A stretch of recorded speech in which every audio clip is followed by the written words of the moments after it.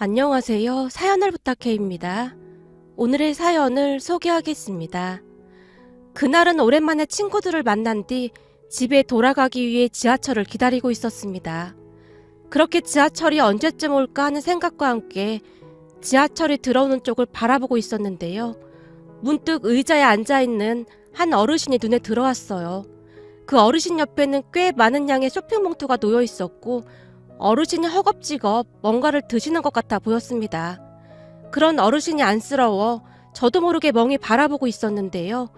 모자를 눌러 쓴 어르신이 고개를 드는 순간 저도 모르게 턱 하고 숨이 막혀왔습니다. 너무나 놀란 나머지 제가 성큼성큼 그 어르신에게 다가갔어요. 그렇게 그분과 눈이 딱 마주쳤는데 세상에나 우리 시아버님이셨어요. 아버님! 아버님 맞으시죠? 오, 애미야! 허겁지겁 빵을 드시던 시아버님께서 드시던 빵을 급히 주머니에 구겨 넣으셨어요. 아버님, 여기서 뭐 하시는 거예요? 아니, 여기서 왜 빵을 드시고 계신 거예요? 아버님 빵 드시면 소화 안 된다고 빵 싫어하시잖아요. 빵이 뭐가 어때서? 맛만 있구만. 그리고 이 쇼핑 봉투는 다 뭐예요?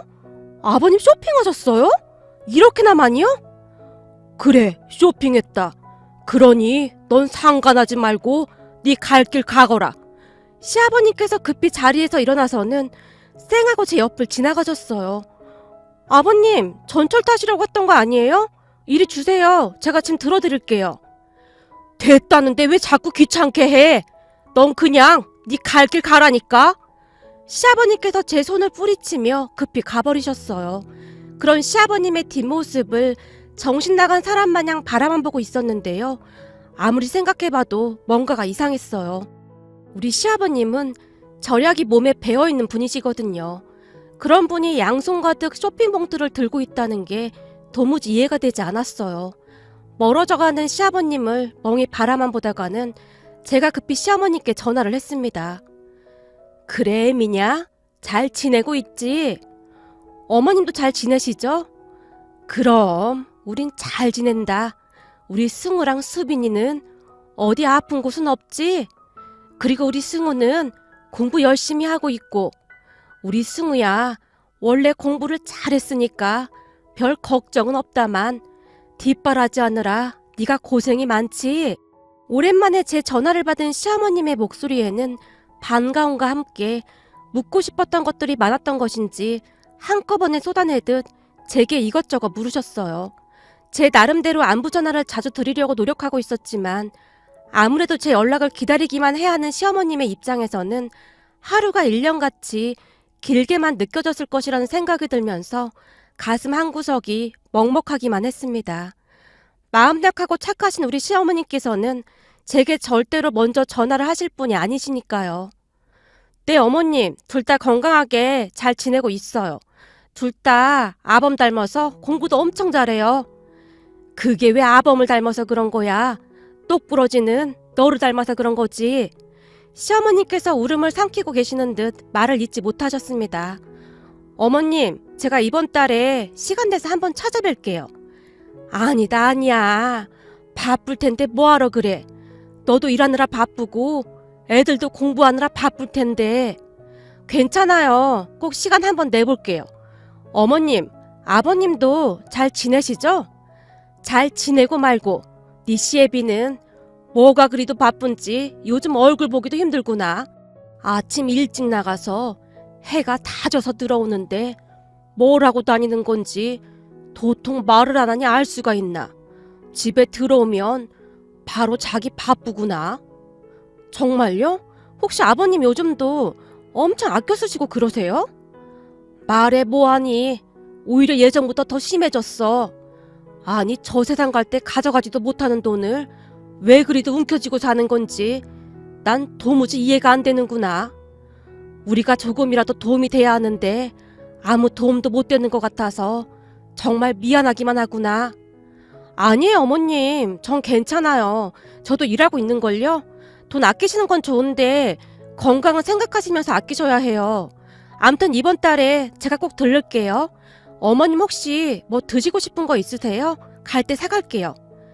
내가 먹고 싶은 게 뭐가 있어. 그냥 니들 얼굴만 봐도 배가 부른걸. 근데 정말 올 수 있겠니? 올 때 미리 연락하고 와라.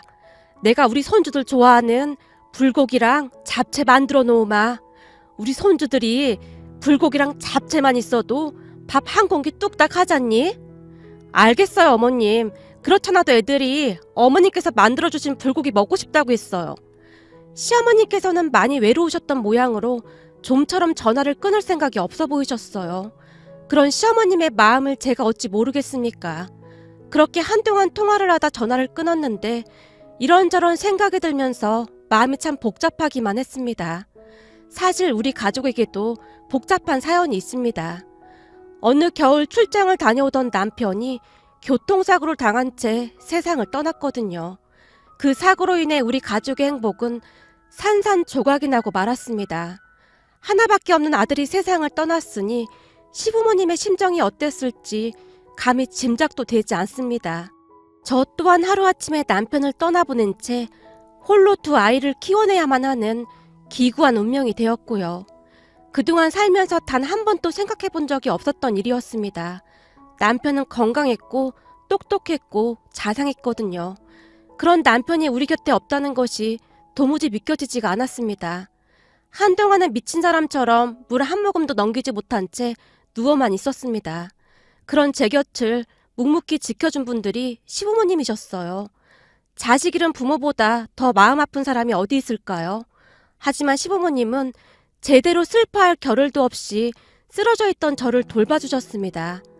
사람은 가장 힘든 시간이 되면 진짜 내 편이 누구인지 알 수 있다는 말이 있잖아요. 저는 그때 비로소 알게 되었습니다. 세상에서 진짜 내 편은 친정 부모님도 아닌 시부모님이라는 것을 말입니다.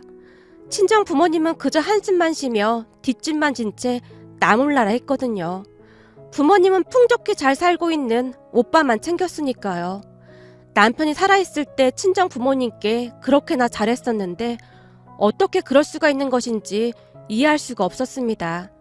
제가 가장 잊혀지지 않는 것이 그래도 보험금은 꽤 나왔지? 라는 친정아빠의 말이었어요. 그 뒤부터 저는 친정에 일체 발걸음을 하지 않았습니다. 다만 시부모님께만 연락드리고 찾아뵙고 있어요. 하지만 먹고 살기 바빴기에 그것도 자주 할 수는 없었습니다. 그랬으니 제가 전화를 하는 날이면 시어머니께서 그렇게 반가워하실 수밖에요. 물론 아이들은 할머니와 간간히 통화를 하는 듯 했지만 본격적으로 공부를 시작하면서 그것도 뜸해진 듯 했거든요. 암튼 그날 시아버님과 지하철에서 마주치던 순간 저는 무엇인가 이상함을 느낄 수밖에 없었어요. 우리 시아버님은 굉장히 가부장적이고 구두쇠처럼 사시는 그런 분이셨거든요. 그런 시아버님께서 양손 가득 쇼핑 봉투를 들고 계신 것 자체가 이상하게만 느껴졌습니다. 아무래도 걱정이 됐던 저는 그날 시아버님께 전화를 했습니다. 하지만 시아버님은 제 전화를 받지 않으셨어요. 그날 집에 돌아간 제가 제일 친한 친구에게 전화를 걸었어요. 은미는 남편이 그렇게 된 뒤로 한결같이 저를 챙겨주던 제일 친한 친구였거든요. 은미야, 나 오늘 전철에서 시아버님을 봤거든? 니네 시아버님을? 근데 그게 왜? 왜, 너도 알고 있잖아. 우리 시아버님 빵 엄청 싫어하시는 거. 전에 내가 꽤 유명한 빵집에서 산 비싼 빵이라고 한 번 사갔다가 엄청 혼났다고 너한테도 말했었잖아. 먹어도 소화도 안 되는 그런 빵을 사왔다고. 그래서 속상해서 너한테 울면서 전화까지 했었잖아.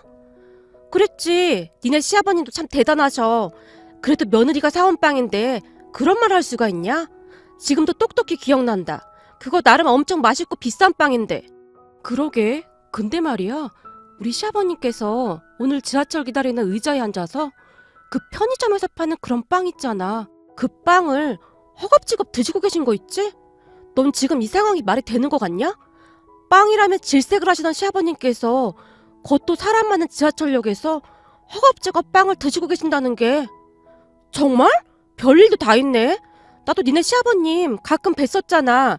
근데 절대 그럴 분이 아닌 것 같던데. 내 말이 그 말이야. 거기다 무슨 쇼핑을 하신 건지 양손 가득 쇼핑백을 들고 계시더라니까.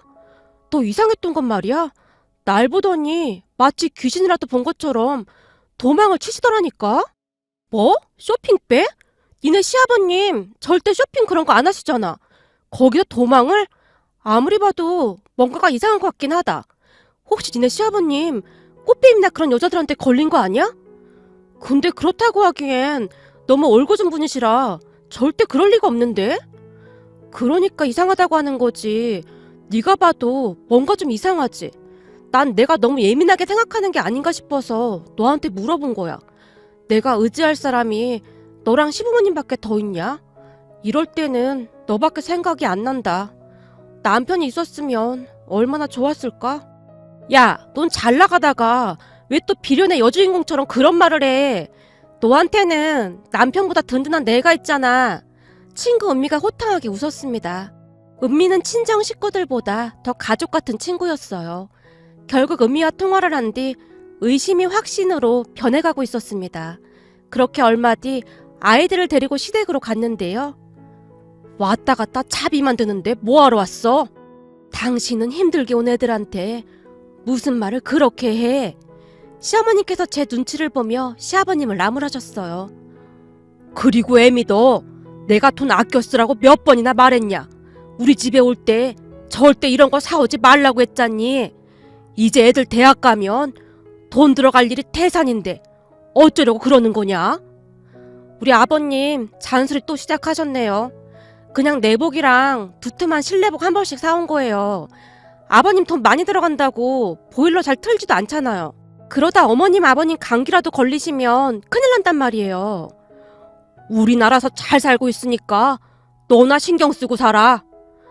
아버님, 근데 얼마 전에 지하철역에서는 왜 그러고 계셨던 거예요? 그리고 아버님 살이 왜 이렇게 많이 빠지신 거예요? 혹시 어디 아프신 거 아니에요? 병원은 다녀오셨어요? 내가 뭘? 넌 신경 쓰지 말라고 하는데 왜 자꾸 귀찮게 하는 거냐?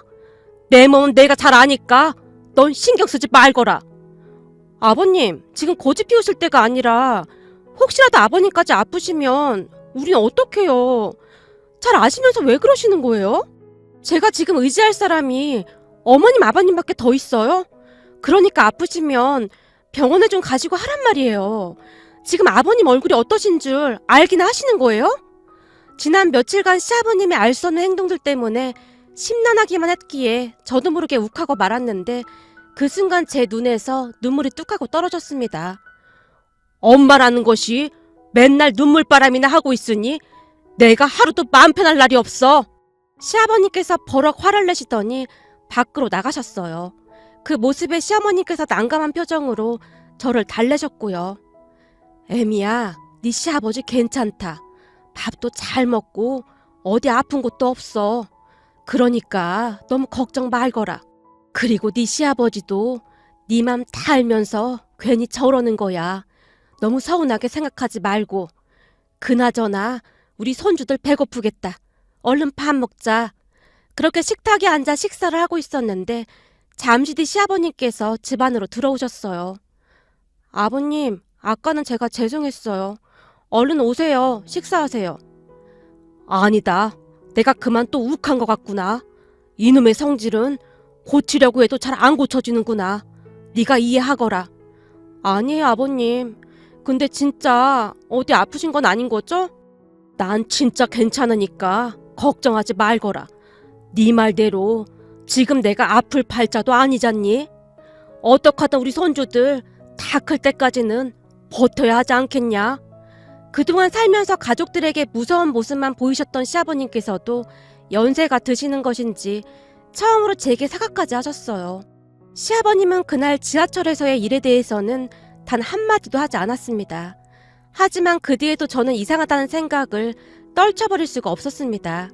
그러던 어느 날 친구 은미가 집에 놀러왔어요. 은미야, 아무리 생각해봐도 우리 시아버님 뭔가 이상한 것 같거든? 자꾸 뭔가를 숨기시는 것 같아. 아직도 그 얘기야? 암튼 넌 그냥 지나치는 일이 없는 게 문제야. 니네 시아버님이 별일 아니라고 했다며. 그럼 그냥 모른 척해. 아니, 걱정돼서 그렇지. 혹시 무슨 사기라도 당하신 거면 어떡해. 야, 말이 되는 소리를 해.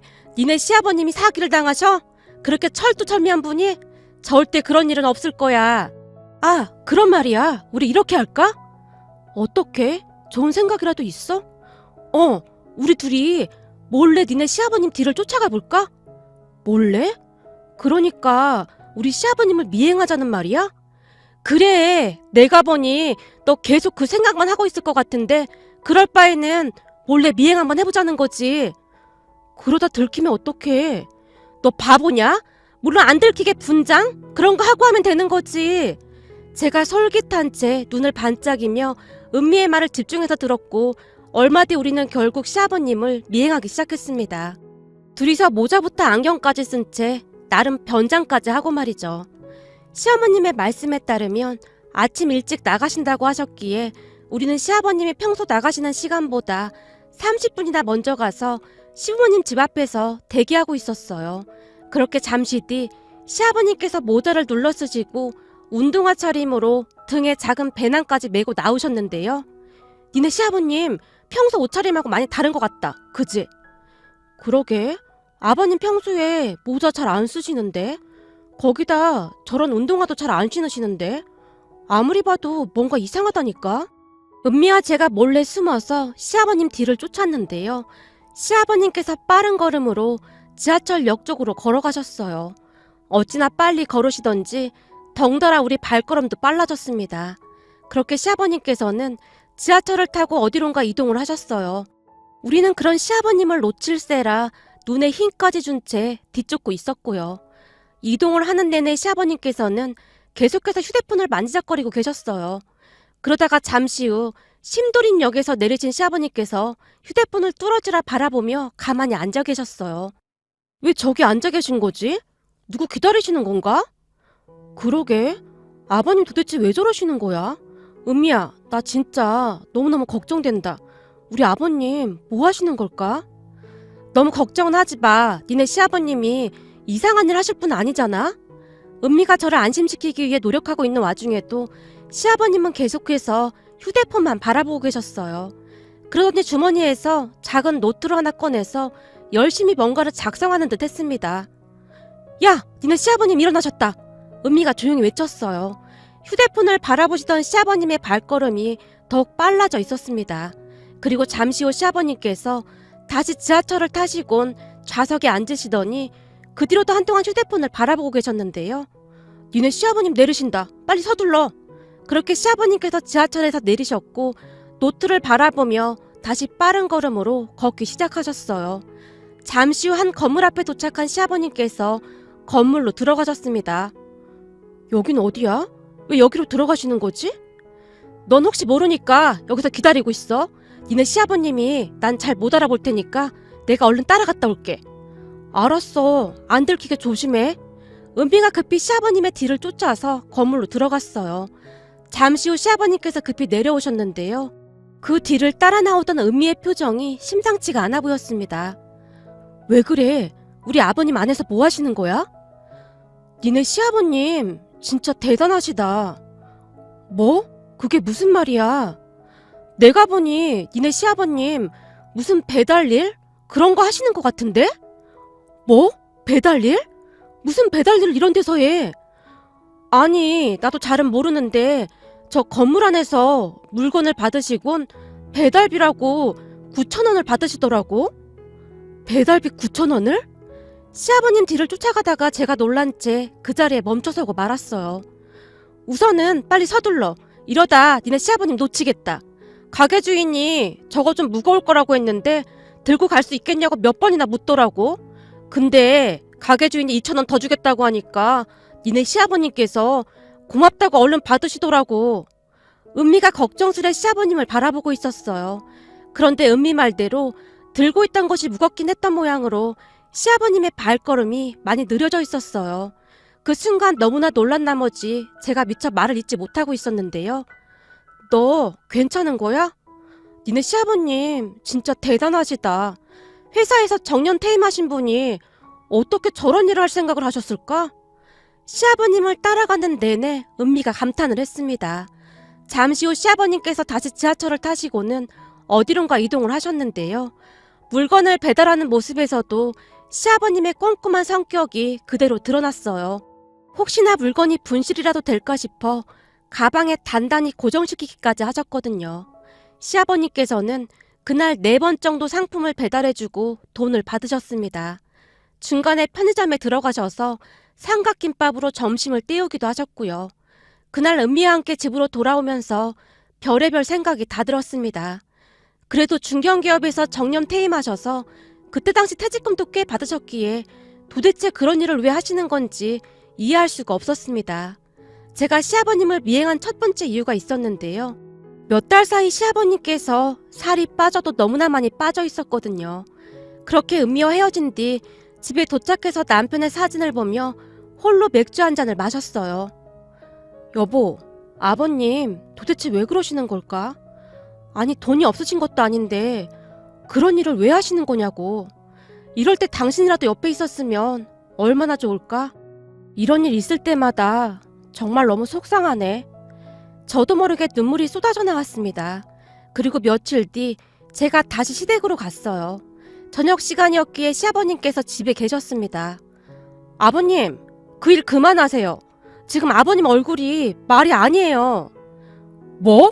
무슨 일을 말하는 거냐? 아버님, 지하철 택배인가 뭔가 그거 하시잖아요. 네가 그걸 어떻게 알았어? 너 혹시 나 미행했냐? 아버님, 미행한 건 정말 죄송한데요. 너무 걱정이 돼서 그냥 있을 수가 없었어요. 암튼 넌 시키지도 않은 일을 왜 하고 그래? 시간이 그렇게 남아돌아? 그 시간에 좀 쉬던지 하지. 뭘 또 미행까지 해? 시아버님께서 화를 내시다가는 제 눈에 눈물이 그렁그렁한 모습을 보며 화를 참는 듯해 보였어요. 시아버님과 제 대화를 듣던 시어머님께서 놀라서 물으셨어요. 아니 이게 다 무슨 말이야? 택배라니. 그럼 당신 지금껏 택배 일했던 거야? 그래서 그렇게 일찍 나갔던 거야? 그러다 몸이라도 상하면 어쩌려고 그 힘든 일을 하고 그래? 평생을 사무실에서 펜만 굴리던 양반이. 힘들긴 뭐가 힘들어. 하나도 안 힘들어. 오히려 많이 걸어서 건강도 좋아졌고. 우리가 돈이 없는 것도 아니고 당신 대체 왜 이러는 거야? 맞아요 아버님. 도대체 왜 이러시는 거예요? 시어머님과 제가 답답하다는 듯이 시아버님을 바라봤어요. 이렇게들 생각이 없어서 어떻게 하려고 그래? 계속 가진 돈 쓰고만 있으면 돈이 나만 나겠어? 움직일 수 있을 때 조금이라도 움직여야 우리 손주들 대학 등록금이라도 보탤 거 아냐? 아버님, 애들 대학 등록금은 제가 알아서 해요. 저 지금 일도 하고 있잖아요. 그래도 말 한번 잘했다. 너 그렇게 평생토록 일해서 애들 대학 보내고 결혼시키고 넌 뭔 돈으로 살 거야? 애미 네가 다른 사람 만나서 재혼을 할 성격도 아니고 아직도 저 세상 간 네 남편 사진 붙들고 있다는 거 내가 뻔히 아는데 내가 어떻게 발 뻗고 쉬고 있겠냐? 못난 남편 만나서 고생하는 너만 보면 내 속이 쓰리다 못해 아파서 잠이 안 와. 아버님, 전 진짜 괜찮아요. 저 젊은데 무슨 걱정이에요. 순간 시아버님의 목소리가 떨리고 있었기에 저도 울컥하고 말았습니다. 그렇게 시아버님이 자리에서 일어나시더니 장롱 안에 있던 시아버님의 오래된 양복 안주머니에서 뭔가를 꺼내오셨는데요. 그것들을 시어머님과 제 앞에 쭉 펼쳐놓으셨고 시어머님께서 놀라서 물었어요. 아니 이게 다 뭐야? 보면 몰라? 통장이잖아. 이건 우리 승우랑 수빈이 통장. 그리고 이건 당신 통장. 그리고 이건 우리 며느리 통장. 통장 겉면에 하나하나 정성스레 볼펜으로 쓴 이름들이 적혀 있었습니다. 세상에나, 그럼 당신 그동안 악착같이 아껴서 이 통장에 돈 모으고 있었던 거야? 근데 애들 거는 그렇다고 해도 내 거는 왜 있는 거야? 이렇게 생각이 없어서야. 만에 하나 내가 잘못되기라도 하면 당신 혼자 살아야 할 거 아니야. 그럼 요양원에 들어갈 돈이라도 가지고 있어야지. 그리고 우리 며느리도 조금이라도 돈이 있어야 자식들 눈치 안 보고 살 수 있을 거고. 못난 자식둔 애비가 이렇게라도 해야지 별 수 있겠어? 승우 수빈 애비가 있었으면 나도 이렇게까지는 안 했어. 근데 어쩔 수 없는 거 아니겠냐고. 아범 떠나고 너 그러고 살고 있는 거 보면 내가 아주 원통해서 아직도 자다가도 벌떡벌떡 일어난다. 아니 왜 우리한테 이런 일이 생겼느냔 말이야. 시아버님께서 눈물을 참느라 애쓰는 듯해 보였어요. 남편이 그렇게 된 뒤 아마도 아버님은 가장이라는 무게를 짊어진 채 살아오셨던 것 같았습니다. 그날 시부모님과 저는 서로를 부둥켜 안고 얼마나 눈물을 흘렸는지 모르겠습니다. 하지만 그 뒤에도 시아버님께서는 지하철 택배 일을 계속하셨어요. 어느 날 제가 병원에 모시고 가서 건강검진을 했지만 의사가 말하길 또래 다른 어르신들보다 시아버님께서 근육량도 많고 혈압도 좋은 편이라며 아주 건강하시다고 칭찬까지 했습니다. 의사의 말에 시아버님께서 더 큰 소리를 치셨고요. 결국 시어머님과 제가 두 손 두 발 다 들고 말았습니다. 그리고 얼마 뒤 우리 아들과 딸이 서울에 있는 대학에 입학을 하게 되었고 우리는 시댁 가까이로 이사를 했습니다. 아들과 딸이 다니는 학교가 시댁에서 가깝기도 했고 둘 다 할머니 할아버지 옆에서 가까이 살고 싶어 했거든요. 아무래도 아들 딸도 우리에게 관심 하나 없던 외가에 비해 친가 할머니 할아버지에게는 깊은 애정이 있어 보였습니다. 평생토록 손주들만 걱정하시던 두 분의 마음을 아이들도 느꼈을 테니까요. 우리 가족은 그렇듯 서로를 보듬고 아끼며 잘 살고 있습니다. 또한 아들 딸이 대학을 졸업한 뒤 꽤 좋은 회사에 취업까지 해서 요즘은 더할 나위 없이 행복한 시간을 보내고 있습니다. 거기다 얼마 전 우리 아들 딸이 얼마나 기특한 행동을 했냐면 말이죠. 통장을 2개 만들어 와서는 할머니 할아버지께 드리는 게 아니겠습니까? 이건 할머니 거, 이건 할아버지 거야. 이건 통장에 연결된 현금카드고 우리가 매달 돈 입금해 드릴 테니까 돈 아끼지 말고 은행 가서 이 카드로 뽑았으면 돼. 할머니 할아버지 드시고 싶은 거 사고 싶은 거 사란 말이야. 그동안 우리 때문에 고생 많이 했잖아. 이런 짓을 뭐하러 했어? 니들이나 아껴서 저축해둬. 할아버지도 우리한테 이렇게 했잖아. 엄마한테 다 들었어. 할아버지 할머니 닮아서 그런 걸 어쩌겠어? 그니깐 그냥 받아둬. 할머니 할아버지 항상 엄마랑 우리들 아껴주시고 사랑해주셔서 감사했어요. 앞으로 할머니 할아버지 그리고 엄마한테 효도하면서 할 거야. 아들과 딸이 두 분에게 통장과 현금카드를 내밀었는데요. 각각의 통장 겉면에 굵은 볼펜으로 두 분의 이름이 큼지막하게 적혀 있었어요. 김덕수, 박경자라고 말이죠. 이놈들이 할머니 할아버지 이름을 그냥 막 쓰는구나. 그동안 할머니 할아버지로만 불리다가 이름 보니까 왠지 정겹지 않아? 아들과 딸이 큰 소리로 웃었습니다. 하지만 시부모님의 눈에서 눈물이 하염없이 쏟아져 나왔어요. 자식 먼저 떠나보내고 마음고생 많이 하신 우리 시부모님의 앞날에 행복과 축복만이 가득하길 간절히 바라봅니다. 오늘의 사연은 여기까지였습니다. 즐겁게 보셨다면 구독, 좋아요 부탁드립니다. 고맙습니다.